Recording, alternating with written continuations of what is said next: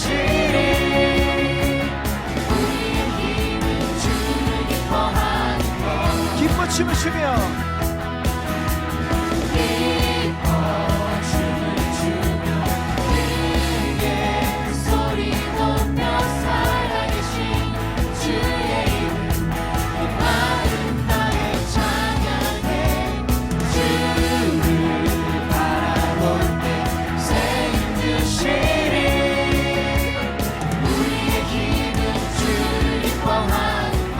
다시 한번 찬양합시다. 주 안에서 기뻐해.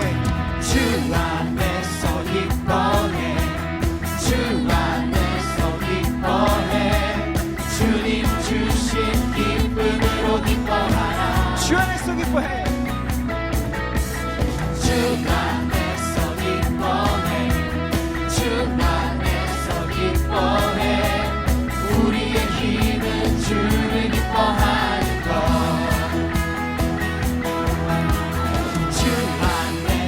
기뻐해.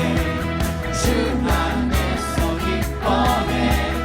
주님 주신 기쁨으로 기뻐하라. 주 안에서 기뻐해. 주 안에서 기뻐해. 우리의 힘은 주를 기뻐하는 것. 기뻐 춤을 추며 기뻐 춤을 추며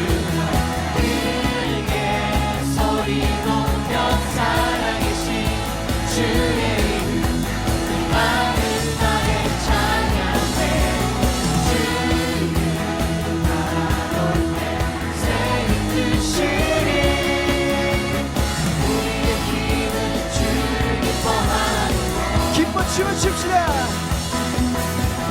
기뻐 춤을 추며 크게 소리 높여 살아계신 주의 이름 내 마음 나의 찬양해. 주를 바라볼 때 새 힘드시리. 우리의 힘은 주를 기뻐하는 것.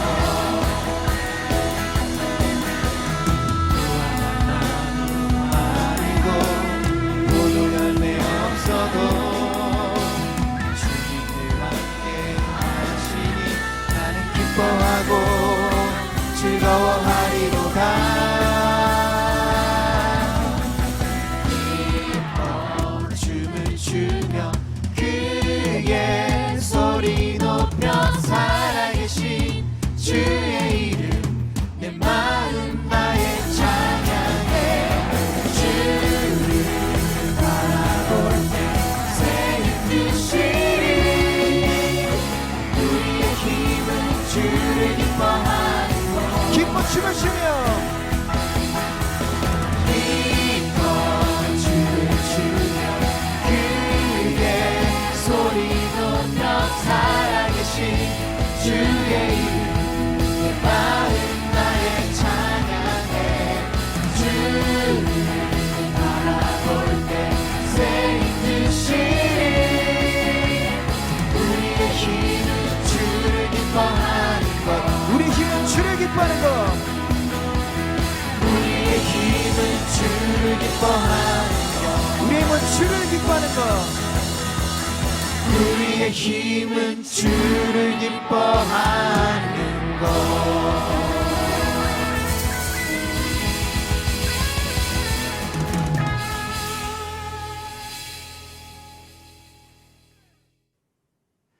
할렐루야. 그동안 건강하게 잘 지내셨습니까? 목요 여성 예배입니다. 이 예배를 위해서 기도하고 말씀을 전하도록 하겠습니다. 하나님 감사합니다. 각 가정에서 목요 여성 예배를 드리고 있는 우리 성도님들 기억하여 주시고 축복하여 주십시오. 코로나 바이러스 확산 속에서도 성도님들의 가정을 지켜주셔서 감사합니다. 하루빨리 안정을 되찾아서 이 예배 공간에서 함께 모여 하나님을 예배할 수 있도록 인도하여 주시옵소서. 오늘 말씀을 전합니다. 성령께서 지혜를 주시고 하나님의 마음을 부어주심으로 아버지의 뜻이 잘 전달되어질 수 있도록 인도하여 주시옵소서. 감사하며 예수님의 이름으로 기도합니다. 아멘. 오늘은 자녀를 양육하는 사명이라는 주제를 가지고 말씀을 전하겠습니다. 오늘 내용은 이기복 목사님께서 강의하신 내용인데요. 일본어 책 세쇼가 가타루 즈마토 가테라는 책에만 이 내용이 수록되어 있습니다. 그리고 한국어 책엔 성경적 아내 교실에는 내용이 없어요. 그래서 한국어 책을 가지고 계시는 분들은 아마도 이 내용을 접할 수 없을 것 같아서 오늘 제가 가급적 이기복 목사님께서 집필하신 내용을 있는 그대로 여러분들에게 전달하도록 하겠습니다. 결혼의 목적, 결혼하는 목적이 부부가 자신들만의 그런 평안함과 즐거움을 즐기기 위한 것은 아닐 것입니다. 하나님의 관점에서 보면 결혼이란 하나님의 나라와 의, 또 구원을 대대로 또 확대, 계승한다는 그 역사적 사명에 있다고 생각합니다.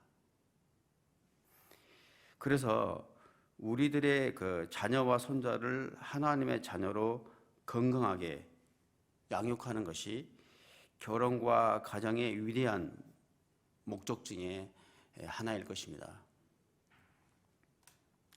여기서 말하는 자녀란 그 육신으로서의 자녀뿐만 아니라 양자, 그 다음에 영적으로 낳은 자녀도 포함되어 있습니다.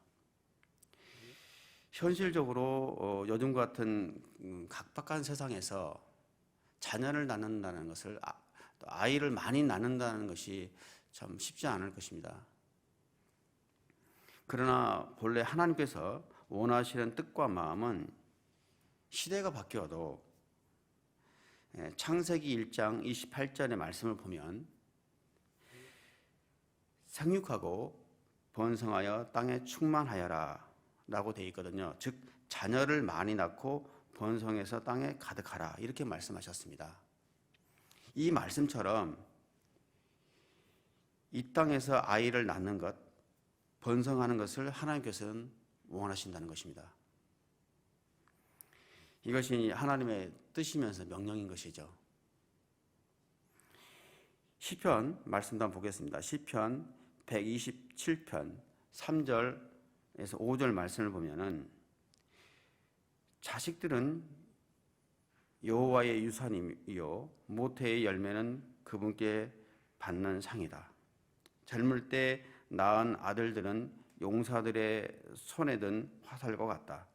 화살통이 화살로 가득 찬 사람은 복이 있으니 그들이 문 앞에서 적들과 싸워도 수치를 당하지 않을 것이다 라고 했습니다. 말씀처럼 자녀들은 하나님으로부터 우리에게 맡겨진 유산이면서 상급인 것이죠. 그러나 자녀를 많이 낳는 것도 중요하지만 무엇보다도 자녀가 진정으로 축복이 되기 위해서는 자녀를 바르게 키우는 것이 무엇보다도 중요합니다. 구약의 열왕기라든지 역대기의 내용을 보면은 거기에 이제 왕들이 많이 나오지 않습니까? 근데 이제 저희들이 역대기나 열왕기를 읽으면서 참 이해할 수 없는 부분들이 나와요. 보면은 올바른 왕의 자녀가 그 자녀도 올바르게 이렇게 자라서 왕이 될 것 같은데 나중에 보면은 정말 악한 왕이 되는 것이죠. 하나님을 거역하고 우상을 섬기는 왕이 되는 그런 경우도 있고, 또 악한 왕의 자녀가 나중에 하나님을 잘 섬기는 그런 좋은 왕이 되었다라는 그런 이야기들을 종종 접하게 됩니다. 왜 그런 일이 일어날까요? 그것은 아버지의 영향도 크지만 자녀를 키운 어머니들의 눈에 보이지 않는 영향 때문이라는 것입니다. 특히 그 인격이 형성되는 어린 시절에 어머니가 어떻게 아이를 키우느냐가 매우 크게 영향을 준다는 거죠. 그래서 아무리 악한 왕의 자녀라도 어머니가 믿음으로 잘 키우면 선한 왕, 하나님을 정말 잘 섬기는 왕이 되는 경우가 있다는 것이죠. 이처럼 어머니의 그런 영적인 또 정신적인 영향력은 매우 큽니다. 절대적인 것이죠. 그래서 이 시간에는 자녀를 양육하는 어머니의 중요한 사명에 대해서 단계별로 여러분들과 함께 생각해 보기를 원합니다. 먼저 태교부터가 굉장히 중요할 것입니다. 시편 139편 13절에서 16절 말씀을 함께 보겠습니다. 주께서는 내 장기를 지으셨고 내 어머니의 모태에서 나를 만드셨습니다. 내가 주를 찬양합니다. 주께서 나를 경이롭게 멋지게 지으셨습니다. 주의 작품은 정말 놀랍습니다. 내 영혼이 너무나 잘 알고 있습니다. 내가 아무도 모르는 데서 지어지고 땅속 가장 아래쪽에서 지음을 받았을 때 내 것 하나하나가 주께 숨겨진 것이 없었습니다. 아직 완성되지 않았는데 내 틀을 주의 눈으로 보셨고 아직 아무것도 없을 때도 나를 구성한 재료들이 이미 낱낱이 주의 책에 적혀 있었습니다. 라고 했습니다. 어머니의 태 속에 있는 생명은 성장하고 있는 생명체입니다.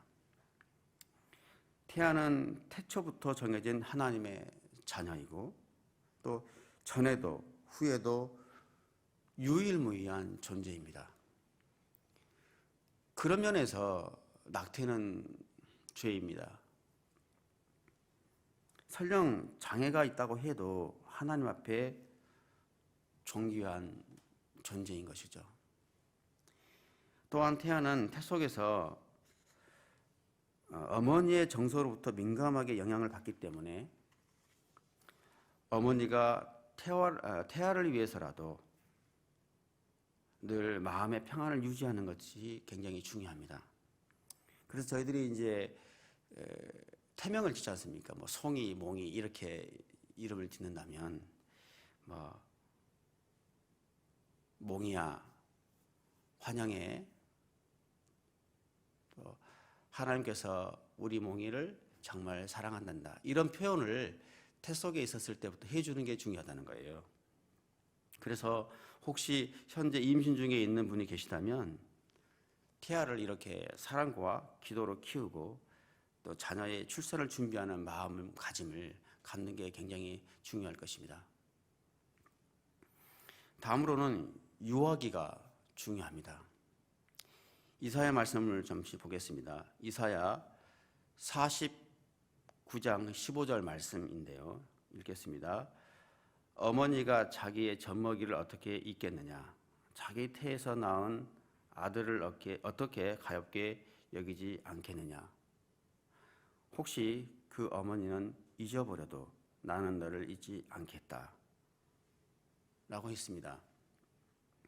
갓 태어난 아기는 아무것도 모르는 것 같아 보여도 실은 온몸으로 어머니를 접하면서 세상에 대해서 배우는 거죠. 그래서 엄마의 그런 모유, 그런 살결, 이렇게 살을 만지는 것을 통해서 어머니를 종합적으로 느끼는 것이죠. 그래서 아기에게는 엄마라는 존재가 그 굶주림을 채워주고 배고프면은 모유를 주고 또 기저귀를 바꿔주고 또 채워주는 이런 모든 필요를 섬세하게 필요를 채워주는 전능자와 같은 존재인 것이죠. 그런 면에서 아기는 그런 엄마의 돌봄과 반응을 통해서 세상은 안전한 곳이다. 세상은 안전한 곳이야. 라는 그런 신뢰감, 그런 신뢰를 경험하게 된다고 합니다. 그래서 2개월 무렵부터는 점점 엄마를 분별할 수 있게 되고 또 엄마와 눈을 마주치거나 하면서 목소리를 내면서 그런 행동을 통해서 그런 어떤 관계를 통해서 어머니라는 대상과의 그런 애착 관계가 시작된다는 것이죠. 그래서 애착은 이렇게 아기가 엄마와 또 돌봐주는 부모에게 특별히 잘 따르는 것을 의미하는데요. 이게 애착이라는 게 굉장히 중요해요. 그래서 아기가 건강하게 성장하기 위해서는 엄마와의 친밀한 건강한 애착 과정이 2살 전후까지는 좀 필요하다고 해요. 기본적으로. 그래서 이제 우리가 이제 걱정을 하는데 어머니에게만 따르는 아기가 나중에 어머니로부터 독립하는 것이 떠나는 것이 가능할까? 어렵지는 않을까? 이렇게 생각하기 쉬운데 실제로는 이렇게 엄마와의 이런 긴밀한 친밀한 애착 관계에 있는 아이들이 나중에 성장해서 독립적으로 이렇게 떠나는 것이 엄마를 떠나는 것들이 더 쉽다고 해요. 자연스럽게 어머니로부터 떠날 수가 있다는 것이죠. 왜냐하면 그런 어머니를 통해서 이 아이가 자녀가 심리적인 안전 기반을 확보했기 때문이라고 합니다. 충분히 엄마와의 그 애착 관계를 통해서 신뢰 관계를 형성했기 때문에 그 안정적인 어떤 기반을 마련했기 때문에 가지고 있기 때문에 훨씬 독립하기가 쉽다는 거예요. 그래서 충분한 애착을 경험한 아기는 2살 정도가 지나면 또 친구나 또 낯선 환경에서도 잘 적응할 수 있게 된다는 것이죠. 정서적으로도 안정되고 주위에 대한 호기심도 왕성하게 됩니다. 그런데 이제 직업을 갖고 있는 어머니들이 참 많지 않습니까, 요즘에? 그렇지만 이제 밖에서 일을 할 수밖에 없는 어머니라고 해도 가급적 특히 이제 2살, 3살 아이가 될 때까지는 아이와 충분한 시간을 갖는 게 중요합니다. 우선순위를 그 아이를 위해서 시간을 사용하는 것이 좋죠. 그래서 물론 시간뿐만 아니라 질적으로도 아이에게 높은 관심을 가지고 자녀의 필요를 충족시켜 줘야 합니다. 그럴 때 이제 아이가 건강하게 자랄 수 있게 된다는 것입니다. 그런 면에서 어머니는 또 자녀에게 건강한 자아상을 그려주는 사람이라고 할 수 있겠습니다. 아이는 백지와 같은 상태로 태어나죠. 그래서 어머니는 그 아이의 마음의 자아상, 셀프 이미지를 그려주는 화가 같은 존재인 거예요. 그래서 어머니가 무심코 뱉은 말 한마디가 때로는 자녀의 마음을 다치게 할 수도 있습니다. 이런 원인으로 또 낮은 자아상을 아이가 갖게 되고 그러면 또 그 아이가 열등감을 갖고 또 자존감이 낮기 때문에 그로 인해서 인간관계뿐만 아니라 하나님과의 관계에 있어서도 여러 가지로 장애를 느낄 수가 있게 된다고 합니다. 반면에 또 어머니의 충분한 애정 표현을 통해서 그 아이가 건강한 자아상으로 잘 자라게 되면 자녀는 자신의 소중함을 알고 두려움 없이 세상 밖으로 나아갈 수 있게 되는 것이죠. 그래서 자녀를 우리는 하나님의 관점으로 바라보고 또 귀한 자녀에게 건강한 자아상을 그려주는 또 저와 여러분들이 되기를 축복합니다. 또 그러기 위해서는 언제나 자주 사랑한다는 말을 자주 표현하는 게 중요할 것입니다. 사랑은 반드시 표현하고 전달해야 합니다. 사랑은 표현해야 비로소 그 효과를 발휘하는 것이죠. 부부관계에서도 마찬가지지만 자녀 관계에 있어서도 마음속으로 사랑해도 표현하지 않으면 잘 모르는 거예요. 그래서 늘 표현해서 아이가 부모가 엄마가 아이를 사랑한다는 것을 알 수 있도록 자주 표현해 주는 게 중요합니다. 성장하는 아이들에게 늘 또 사랑한다는 말로 아이가 사랑을 느낄 수 있도록 표현합시다. 예를 들어 너는 정말 소중한 아이야. 사랑해. 너를 보고 있으면 정말 행복한 기분이 든단다.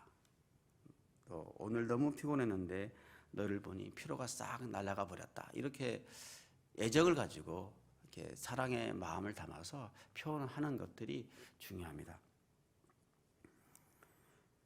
그런 아낌없는 그 애정 표현을 통해서 그런 말을 듣고 자란 아이들은 또 밝은 자아상을 가지게 되고 또 세상에서도 사랑받는 존재가 될 수 있을 것입니다. 또한 사랑에 있어서도 또 어머니의 사랑은 무조건적이어야 합니다. 무조건적인 사랑은 어떤 자녀들의 자격이나 또 성적, 또 행동, 외모 이런 또 조건에 관계없이 아이의 존재 그 자체를 존중하고 사랑하는 것이죠. 그래서 자녀에게 사랑받을 자격이 있으니까 또 예쁘기 때문에 사랑하는 것이 아니라 자격이 없어도 또 실패나 실수를 해도 사랑하는 것이죠. 세상은 공부를 잘하면 칭찬하고 또 유능하면 그 대가를 받고 외모가 괜찮으면 사랑받는다라는 그런 조건부 사랑의 원리, 원칙에 따라서 이렇게 움직인다고 볼 수 있는데요. 그러나 어머니는 그래서는 안 되겠죠. 당연히 힘들고 어려울 때 뛰어들어가 쉴 수 있는 곳, 안식할 수 있는 곳, 어려움을 당할 때 찾아갈 수 있는 곳, 그것이 어머니의 품이 되어야 된다는 것입니다. 성적이 떨어졌을 때, 또 실패했을 때, 또 돈이나 물건을 잃어버렸을 때, 열등감으로 시달릴 때 어머니를 통해서 하나님의 무조건적인 사랑을 경험할 수 있어야 합니다. 이것이 바로 하나님의 은혜, 하나님의 무조건적인 사랑을 전하는 또 어머니인 것이죠. 그렇다면 또 자녀가 실패나 실수를 했을 때 그럼 어떻게 해야 할까요? 많은 엄마가 아이의 실수를 받아들이려고 하지 않습니다. 예를 들어 아이가 실수로 컵을 깨트려 버렸을 때 또 깨트렸어. 조심하라고 했잖아. 이렇게 순간적으로 아이를 나무라게 되거든요. 근데 이제 아이들은 그런 순간적인 말로 인해서 상처를 입게 됩니다. 그래서 또 자녀는 그 실수에 대한 어떤 두려움을 갖게 되는 것이죠. 실수하지 않는 사람은 없습니다.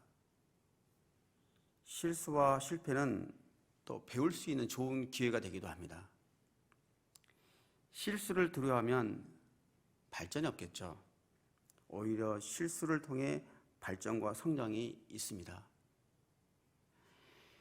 자녀가 실수했을 때 괜찮아, 다치지 않았어? 누구나 실수는 하는 거야. 다음에 열심히 한번 해보자. 잘할 수 있을 거야. 이렇게 격려하는 말이 중요하죠. 이런 표현이 미래의 자녀가 인생에서 성공할 수 있는 힘이 주어진다는 거예요. 실수를 두려워하지 않고 실수를 하더라도 한번 해보는 그런 마음들, 힘을 얻게 된다는 거예요. 자녀는 그런 말에 의해서 또 어머니의 무조건적인 사랑을 경험하고 자신의 실수뿐만 아니라 다른 사람의 실수와 실패도 받아들일 수 있는 마음의 넓은 사람이 될 수 있는 것이죠.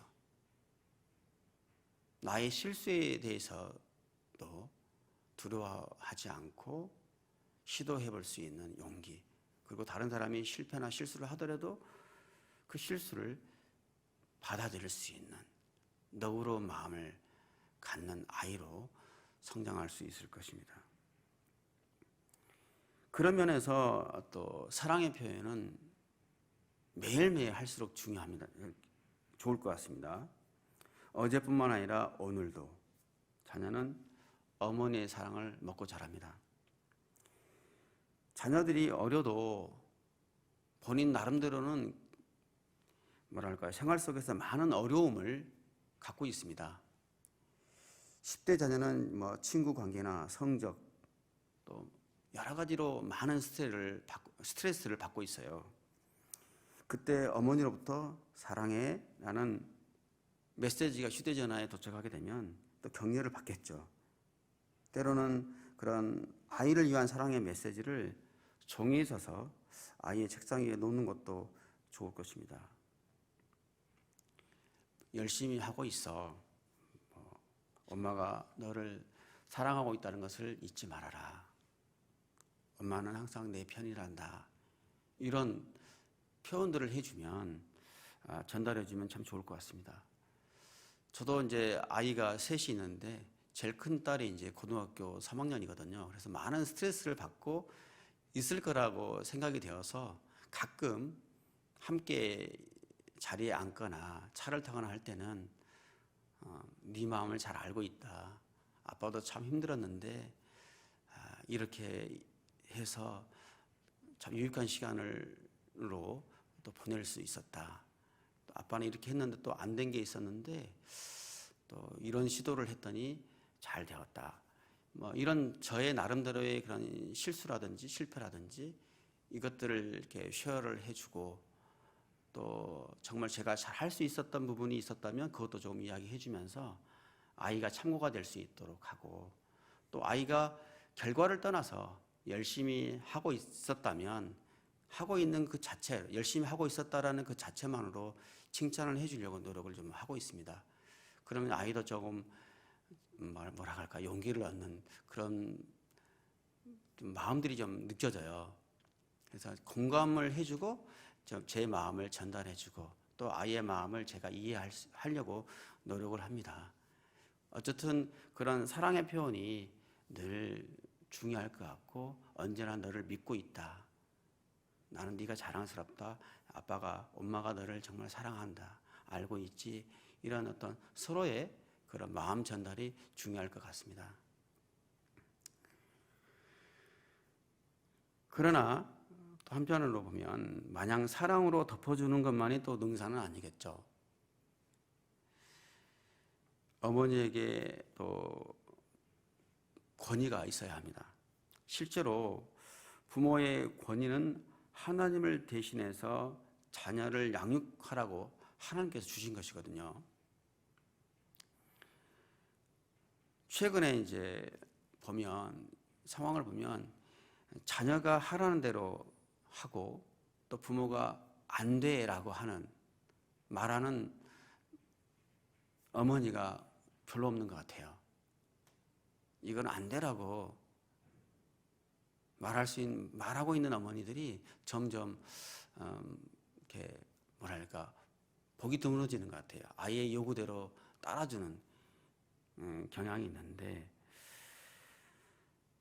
하지만 그것이 사랑은 아닙니다. 그렇게 길러지면 그 아이는 나중에 또 걷잡을 수 없게 되는 거죠.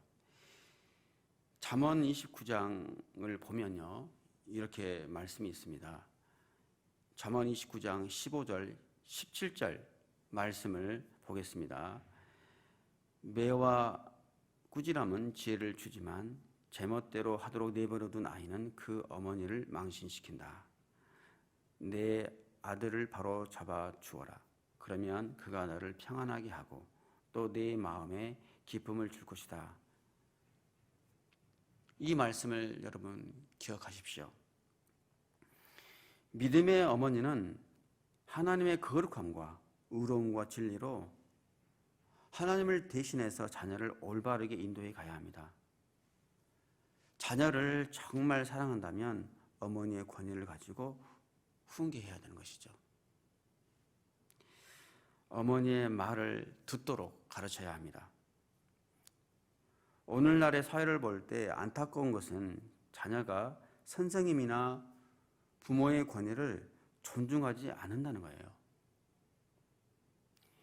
그러나 자녀가 올바른 길을 걷기를 바란다면 자녀가 부모를 존경하도록 따르도록 가르쳐야 합니다. 그래야 자녀가 세상을 이기고 또 감당할 수 있는 영적 군사가 될 수 있을 것입니다. 점점 세상은 더 악해지고 혼란스럽습니다. 잘못된 유행이나 문화, 미디어 등으로 자녀들의 영혼이 공격을 받고 있습니다. 요즘은 더욱 동성애 같은 성적 혼란이 범람하는 시대가 되었습니다. 학교도 올바른 지식을 가르쳐주는 것으로 신뢰할 수 없게 되었습니다. 이런 시대에 어머니의 역할은 너무나 중요합니다. 디모데후서 말씀을 보면요, 1장 5절 말씀을 보겠습니다. 나는 그대 안에 있는 거짓 없는 믿음을 기억한다. 그것은 먼저 그대의 외할머니 로이스와 어머니 유니게 안에 있던 것으로 지금 그대 안에도 있는 줄을 내가 확신한다 라고 했습니다. 디모데는 어머니로부터 순수한 신앙을 계승받았습니다. 할머니로부터 어머니에게 전해진 그런 순수한 신앙이 자녀 디모데에게 그대로 계승되었습니다. 디모데의 어머니 유니게는 그런 면에서 어머니로서 성공한 것이죠. 여러분, 어머니로서 무엇이 가장 중요하다고 생각하십니까? 자녀가 좋은 학교에 들어가는 것, 또 돈을 잘 버는 것이 성공이겠습니까? 가장 중요한 것은 믿음, 그것도 순수한 믿음입니다. 순수한 믿음만 있으면 다른 모든 것들은 따라오게 됩니다. 자녀가 어렸을 때부터 창조주 하나님을 인격적으로 만나기만 하면 하나님께서 자녀들의 인생을 인도해 주실 것입니다. 하나님께서 우리 자녀들에게 큰 꿈과 비전과 목표를 주십니다. 그런 자녀는 반드시 하나님께 크게 쓰임받을 수 있습니다. 그래서 어머니의 최고의 사명은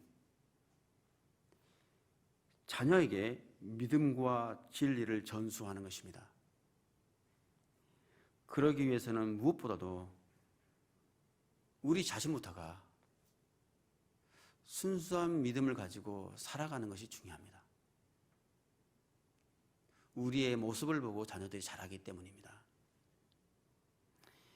여러분, 자녀의 신앙을 위해 끊임없이 기도하는 어머니가 되시기를 주님의 이름으로 축복합니다. 기도하겠습니다.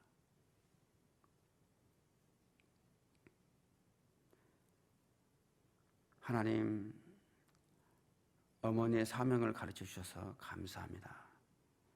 지금까지 하나님의 방법으로 자녀를 양육하지 않았던 것이 있었다면 용서하여 주시옵소서. 이제부터는 자녀를 위해 더 기도하겠습니다. 우리의 자녀가 하나님을 인격적으로 만날 수 있도록 해주십시오. 하나님의 따뜻한 사랑으로 자녀들의 아픈 마음을 회복시켜 주시고 변화되어 회복되어 하나님께 거룩하게 쓰임받는 자녀가 되게 하여 주시옵소서. 우리의 자녀를 하나님의 손에 맡겨드립니다. 감사하며 이제는 우리 주 예수 그리스도의 은혜와 하나님의 그 크신 사랑과 성령님의 감화 감동 교통하심과 역사하심이 하나님께서 허락하신 자녀들을 믿음의 영적 자녀로 양육하기를 원하는 동경 오늘의 교회 성도 한 사람 한 사람 머리 위에 모든 일본 교회와 가정 위에 지금도 전 세계에 흩어져 그리스도의 복음을 전하는 선교사와 그 가정 위에 지금으로부터 영원히 함께 하시기를 축원합나이다. 아멘.